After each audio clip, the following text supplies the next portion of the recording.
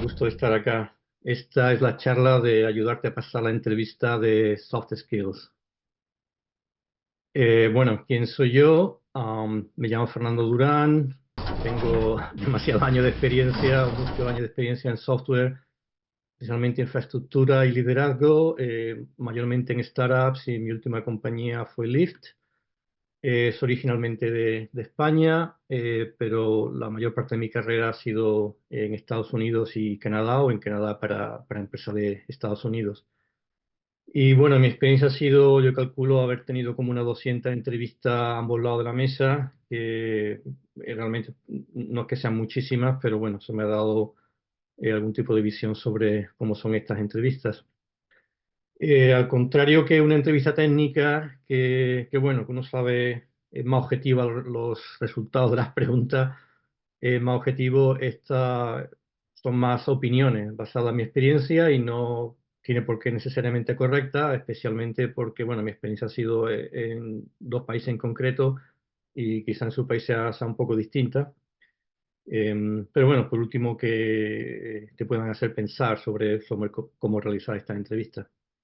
Y actualmente estoy dedicado a SAT Servers y me pueden encontrar como F. Durán en el social media en casi todos lados, Twitter, GitHub, LinkedIn, etcétera, etcétera.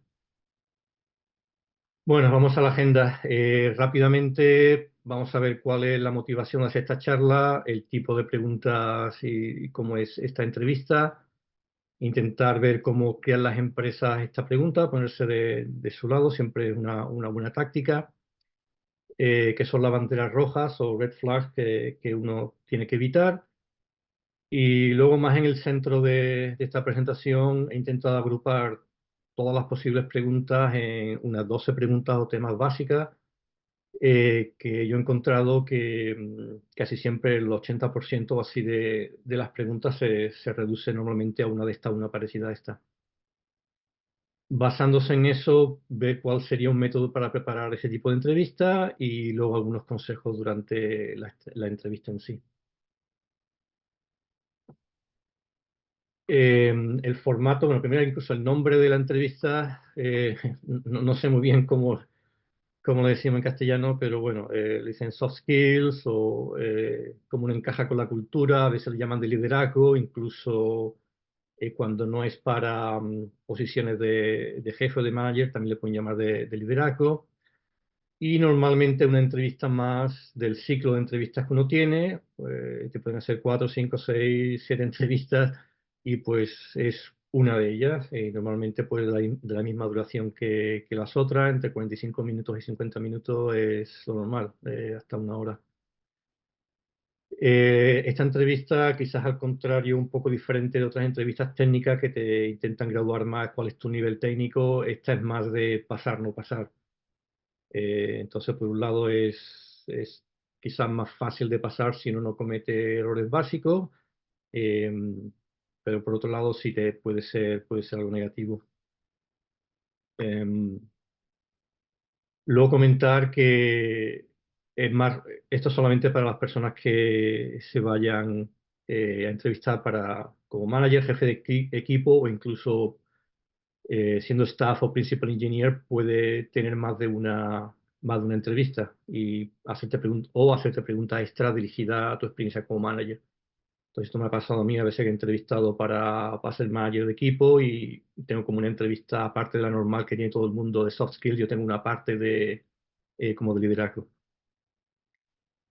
La motivación de esta charla es porque nosotros los técnicos tendemos a como desvalorar o desestimar un poco esta entrevista y no la preparamos. Ya lo que me preguntan, le cuento mi historia y ya, porque esto es fácil pasarla, pero bueno, como está la cosa hoy en día, hay que intentar ir con la mejor ventaja posible a un proceso de selección y que no por esta entrevista dejar de tener un trabajo. Entonces hay noticias buenas y noticias malas. La noticia buena es que yo pienso que la preparación de este tipo de entrevista es fácil en el sentido de que no es complicada, pero hay que trabajarla. Un ejemplo puede ser como limpiar tu casa o limpiar la cocina. O sea, es fácil, no tiene nada complicado, pero tienes que hacerlo y te demoras un tiempo, ¿verdad? Bueno, vamos a ver qué tipo de preguntas, cómo las clasificaría yo. Entonces, la primera es, no sé cómo llamarla, quizás situación personal o general. Esto mayormente te lo hace el reclutador o reclutadora al principio del proceso, o sea, a veces no tiene por qué ser ni parte de esta entrevista en concreto.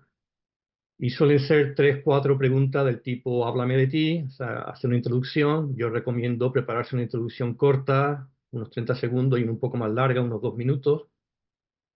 El tipo de pregunta, ¿por qué te quieres cambiar de empresa? ¿Por qué nuestra empresa? Y otras preguntas podrían ser, ¿cuál es tu trabajo ideal? O ¿cuál es no es tu trabajo ideal? Entonces son tres, cuatro, cinco preguntas que siempre son las mismas y realmente, bueno, hay que tenerlas preparadas. El tipo de pregunta más importante, el que se llama STAR, eh, que la casualidad que en inglés y en español la inicial es la misma, situación, tarea, acción y resultado. Estas son las más importantes y quizás las más difíciles porque te hacen un tipo de pregunta de algo que pasó en tu pasado. Por ejemplo, dime alguna vez que tuviste un problema con tu jefe, o sea, cuéntame una historia de algo que te pasó en el pasado. Y la manera de contestarla es situación, es decir, el background, qué es lo que estaba pasando, tarea, qué es lo que había que hacer, acción, qué es lo que hiciste y el resultado, qué es lo que pasó al final. Si uno lo quiere simplificar, yo creo que SAR es suficiente, SAR, qué es lo que pasaba la situación, qué es lo que hiciste y cuál fue el resultado. Yo digo que estas son las preguntas más importantes porque esto viene de la teoría de que el rendimiento de desempeño en el pasado es lo mejor para predecir el rendimiento que alguien va a tener en el futuro. Entonces, por eso esto está muy de moda y lo que más se hace. Por supuesto, también te pueden hacer preguntas hipotéticas, que no es algo de que cuéntame lo que haya pasado actualmente en el pasado, sino qué harías qué harías si te encargaran un proyecto que tiene un deadline que no se va a cumplir y va mal. Am, Muy bien. ¿Cómo crean las empresas las preguntas? Bueno, es un poco un misterio y tampoco yo sea experto, pero bueno, hay algunas, yo trabajo en muchas startups, realmente no las preparan. Se junta el manager que está haciendo la entrevista y entre sus ingenieros y decide escribir en un documento de Google Doc cuál va a ser las preguntas y un poco como que así nomás. En empresas que tienen equipos que ya son más grandes y tienen su equipo de talento y todo eso, normalmente lo que yo he visto es que hay unas características que desean el candidato, aunque normalmente suelen ser las mismas para el mismo tipo de rol. Por ejemplo, para ingeniero, pues siempre quieren a alguien que sepa aprender, que maneje problemas complicados, comunicación, etcétera.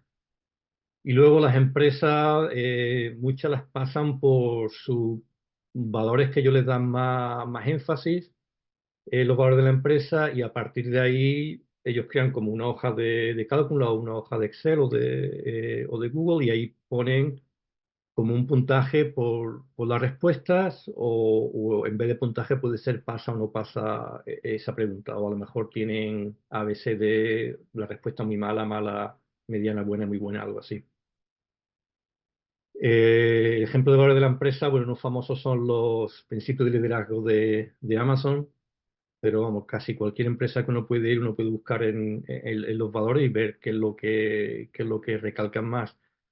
Y muchas empresas las tienen ahí realmente, bueno, es un poco para mostrar, ¿no? Un poco para show, de ver qué buenos son y eso, pero hay algunas empresas que realmente, y eso uno lo puede ver en la primera entrevista con el reclutador, que son bien, un poco medio fanáticos de eso. Y como anécdota, yo una vez entrevisté con una empresa que uno de sus valores era el feedback, ¿no? Como el dar feedback. Y, y después de yo hacer una presentación en la última empresa, me dijeron que no les gustó, que yo no pedí feedback inmediatamente después de hacer mi presentación, ¿no? Entonces, realmente hay empresas que esto lo llevan bien lejos.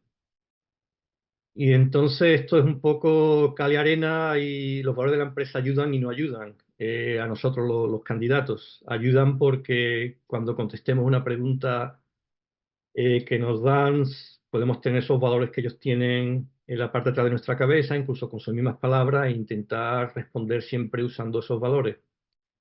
Pero por otro lado, a menudo uno no sabe cuál es la respuesta ideal, cuál es la respuesta que está buscando yo, cuál es su puntaje, uno lo tiene que adivinar y no lo sabe. Aquí voy a dar un pequeño ejemplo, es medio tonto, pero bueno. Por ejemplo, te puede preguntar, dame un ejemplo en el que tomaste una mala decisión que afectó a tu equipo. Bueno, y pueden tener en su hoja, damos un punto por haber comunicado en el equipo, un punto si se ha dado cuenta el mismo de por qué surgió la situación, otro punto por ser proactivo, dos puntos. Todo esto me lo he inventado completamente, pero yo he visto ejemplos que son parecidos a este. Entonces, incluso teniéndolo delante, uno se puede sorprender un poco, bueno, esto es lo que ellos estaban buscando realmente. Y cuando uno contesta, pues a lo mejor nada más que se dedica hace énfasis uno en uno o dos puntos en uno o dos temas concretos aquí cuando ellos quieren a lo mejor una respuesta más completa. Em, bueno, las banderas rojas, red flags, en cualquier cosa que uno está aprendiendo o algo nuevo uno está practicando, una de las cosas más importantes es qué no hacer, cómo no cagarla, perdón por el castellano. Entonces, esto, aunque casi todo el mundo lo sabemos, pero lo voy a comentar. Estas son respuestas que básicamente te van a eliminar de la entrevista y posiblemente de la oferta de trabajo. Y bueno, aquí he puesto un ejemplo un poco extremo, hablar muy mal de la empresa actual o anterior, cuando uno hay una situación y uno siempre está hablando, porque los demás siempre, porque nunca fue mi problema, nunca fue culpa mía, siempre fueron los demás, esto es un ejemplo de que uno no se puede ver a sí mismo, no tiene introspección. Por supuesto, hechos ilegales o súper no éticos, poderse hablar de temas muy controversiales, temas políticos, temas religiosos o temas muy personales, todo este tipo de cosas que no son profesionales, eh, o te bajan muchos puntos, realmente te pueden eliminar de la entrevista. Bueno, vamos al centro de esta charla. Esto es un resumen que yo he hecho, he agrupado todas las preguntas que yo he sentido que me han preguntado, que yo he preguntado más, mayormente que me han preguntado a mí en todas las entrevistas que he hecho y que he escuchado a otros compañeros o más anecdóticos. Yo lo he intentado agrupar en una serie de temas más comunes para que sea más fácil prepararla. No es una lista exhaustiva, pero yo creo que casi la mayoría de las preguntas que hacen uno puede ponerla similar a las respuestas de uno de estos temas. Entonces, bueno, vamos allá. Siempre que hay una dificultad, bueno, un tema del jefe, ¿no? ¿Qué pasa cuando tuviste un jefe difícil, no estaba de acuerdo con el jefe o el jefe de otro equipo? La segunda, háblame de una vez que tuviste un compañero que fue difícil, o un compañero que no estaba aportando, que tuviste una fricción con un compañero. Esto realmente casi es muy parecido a la primera. Eh, yo creo que esta es quizá una de las preguntas más comunes, ver cómo uno resuelve conflictos. Otro parecido también es cuando tuviste lo mismo, un problema, pero con el equipo, por ejemplo, cuando no estabas de acuerdo con algún tema técnico. Entonces, estas tres, igual casi las podía haber colapsado en una, pero bueno. Eh, Otra podría ser, cuéntame una vez que cometiste un error o estuviste equivocado, de nuevo el tema de introspección, de que uno se dé cuenta de uno mismo y no esté viviendo en un mundo solitario en su cabeza. Siguiendo con el mismo tema, ¿cómo reaccionaste? Cuéntame una vez que te dieron feedback o una crítica negativa. O hiciste un performance review cuando tu jefe se acercó a hablar contigo y te dieron una crítica, ¿cómo reaccionaste? ¿Cuál fue un ejemplo de eso? Esto también suele ser una de las preguntas súper comunes. Otro tema sería hablar de proyectos que has hecho cuando un proyecto iba atrasado, cómo manejas tu tiempo, cómo priorizas las cosas. Eh, y otra pregunta eh, te puede ser cuando te pidieron algo que fue no ético, que viste que fue injusto. Esta quizá un poco menos común porque no todo el mundo le ha pasado esto y las preguntas tipo STAR suelen ser cosas que casi le ha pasado a todo el mundo. Entonces yo he agrupado aquí en rojo el tema que sería negativo. O sea, son situaciones que son como que le ha pasado una que ha pasado uno que son negativas. Ahora vamos a ver, y estas son las más difíciles de preparar porque son las más difíciles de hablar y son las que hay que preparar más realmente. Y los temas realmente son tres. El sujeto de todas estas preguntas es eso, tú mismo. Bueno, todas son tú mismo, pero yo creo que se pueden clasificar también en tú mismo, relación con otras personas y proyectos. Ahora vamos a ver algunas de tipo positivo, que bueno, son más fáciles de preparar, pero igual hay que prepararlas. La 8 sería cómo influencias, cómo puedes influir en otra persona, cómo has hecho cambiar a alguien de opinión alguna vez, o volviendo la tortilla hacia ti mismo si has cambiado de opinión. Esto puede ir bajo algún valor de tipo flexibilidad o algo así, o de liderazgo.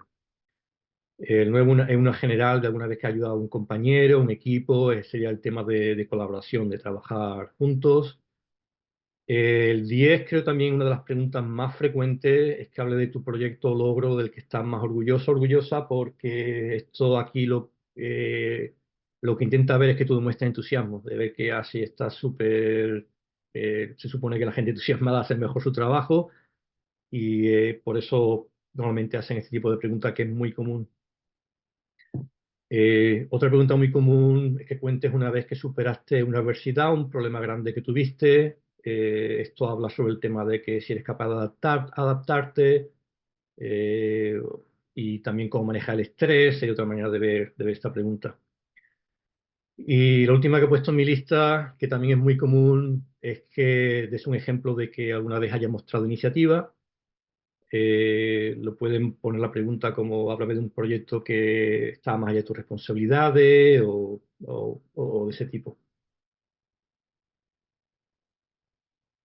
Bueno, entonces, viendo esas preguntas, ¿qué aconsejaré yo para alguien que quiera preparar estas entrevistas? Todas las entrevistas, o sea, lo haces una vez y ya te sirven para todas. Bueno, como dije, preparar esas tres o cuatro preguntas personales de introducirse a uno mismo, por qué quiere uno trabajar aquí, por qué te estás cambiando, eso, tenerlo bien preparado. Luego uno coge un documento, toma un documento y empieza a escribir historias de cosas que has hecho, problemas que has tenido, historias. O sea, a primero empezar, aunque uno no sepa muy bien, no esté muy definido, como un párrafo cada historia, ponerse a escribirlas. ¿Cuántas? Pues no sé, yo calculo que por lo menos por cada año trabajado uno debería tener uno, dos o tres historias interesantes que contar. Am, y si no, pues bueno, ponemos lo más parecido que tengamos. Una vez que tengamos esa historia, la empezamos a pulir y la ponemos de tipo STAR. La problema de cuál es la situación, cuál es la acción y cuál fue el resultado. Conviene ser bien concreto porque cuando uno está hablando y uno empieza a decir, si este proyecto, bueno, tomó entre una semana, 2 meses, había dos equipos, un equipo empieza a ser así como difuso y vago, eso no sienta bien y hay que intentar poner cuestiones en concretas. Intentar también ser positivo. A la gente le gusta hablar y relacionarse con gente positiva y no súper negativa. E incluso cuando vimos que hay escenarios negativos de que qué pasó cuando tuviste fricción con un compañero o compañera de trabajo, uno tiene que intentar terminar siempre en positivo.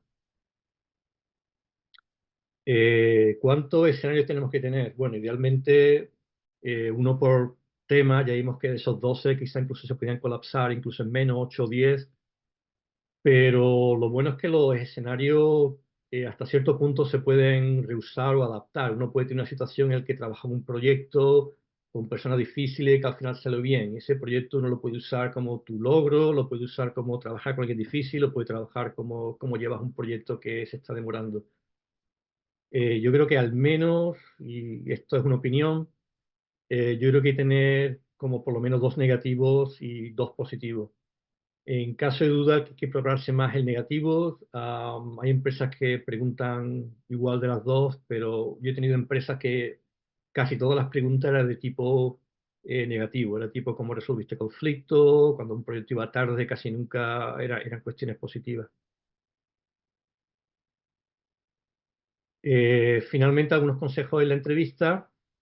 Bueno, antes ya vimos que en ese tipo de entrevistas muchas empresas usan sus valores para valorar tus respuestas, entonces aprenderse su página web para cada empresa, cuáles son sus valores y bueno, si uno ha tenido ya la entrevista con el reclutador inicial, ver qué importancia le da, incluso uno lo puede preguntar. Si la pregunta es difícil, uno se queda en blanco y no sabe muy bien, no pasa nada. Uno puede repetir la pregunta en sus propias palabras. Eso ayuda porque a veces te dan, ellos mismos cambian las palabras y te dan pistas de cómo, qué es lo importante en esa pregunta. Y también cuando uno está hablando, ya uno el cerebro en la parte de atrás subconsciente te está ayudando a responder la pregunta. Quizás sea un poco pesado. Para cada pregunta que te hacen, volver a repetir uno, pero la difícil sí, yo creo que es totalmente válido. Entonces, una vez que tiene la pregunta, uno lo intenta encajar con estas situaciones que hemos preparado, esas 4 o 10, el número de situaciones que hemos preparado, o la más parecida. Yo digo que estas cuestiones que has preparado, estas preguntas casi siempre uno las puede amoldar.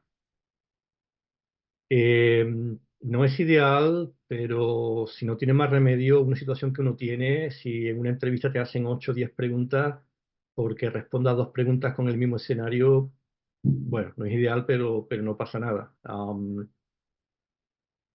Por supuesto, si te están preguntando de estilo STAR, situación, acción, resolución, cuando empieza la pregunta como dime de una ocasión en la que te pasó esto, cuando algo que te pasó en el pasado, uno quiere responder con la situación, acción y resolución. Como dije antes, uno siempre tiene los valores de la empresa como en la cabeza y cuando uno está respondiendo, intentar usar esos valores de la empresa, incluso usando las mismas palabras que ellos tienen para describir esos valores. Por último, esto ya bajando en el escalafón de qué hacer si no puedes contestar una pregunta directamente que está preparada. Si no tienes una situación preparada, bueno, pues contesta hipotéticamente y te dicen, cuéntame de una vez que tenías un proyecto que iba tarde y realmente no has preparado esa pregunta y no te ha pasado, pues dice, bueno, esto es lo que yo haría. Hay que tener un poco de cuidado porque hay algunas preguntas en las que realmente el entrevistador está esperando que eso haya pasado. O sea, si uno ha estado trabajando más de 2 o 3 años, es casi imposible que no hayas tenido algún tipo de conflicto con otra persona, aunque sea discusión técnica o lo que sea. Entonces, contestar hipotéticamente esa pregunta, pues a lo mejor no está tan bien. Pero sí, si es algo un poco más raro, pues contesta hipotéticamente. Por último, si todo falla, te quedas en blanco. Uno puede usar una cosa que medio me he inventado, lo he puesto CADI, que es un poco un homenaje a mi ciudad de origen, Cádiz, que la pronunciamos así en andaluz. Y es que yo pienso que casi todas las preguntas se pueden contestar, nunca está muy mal hablar de comunicación, o sea, siempre que ya vimos esas 12 preguntas o esos 12 temas o casi cualquier pregunta que uno puede pensar, siempre va a haber un componente del que uno habla con alguien. Casi nunca va a ser, o me quedé pensando, así no, va a ser, me senté a hablar con alguien, o hablé con el jefe, o hablé con el equipo. Siempre va a haber un componente de comunicación, entonces uno siempre puede mencionar eso. Siempre que haya una acción, nunca va a ser, me quedé sin hacer nada. Y siempre uno puede poner al final algo de introspección, algo de, o sobre todo en ejemplos, escenarios negativos de, bueno, esto fue la lección aprendida o ahí me di cuenta de mi error. Siempre, eso uno casi lo puede añadir. Bueno, y esto sería todo. Gracias por mi charla.